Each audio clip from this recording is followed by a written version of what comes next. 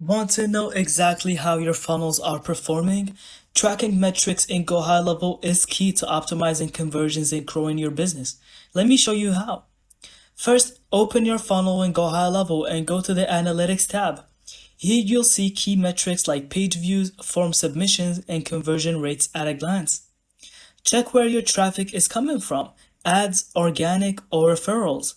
Understanding lead sources help you double down on what's working and reduce wasted spend.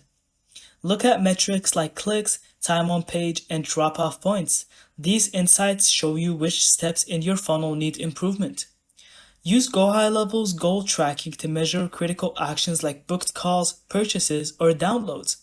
This lets you calculate ROI and optimize each stage effectively. Finally, export reports or view dashboards to see trends over time. Tweak your copy, CTAs, or automation sequences based on what the data tells you. And that's how you track funnel metrics in GoHighLevel. Measure, analyze, and optimize to get higher conversions and better results every time.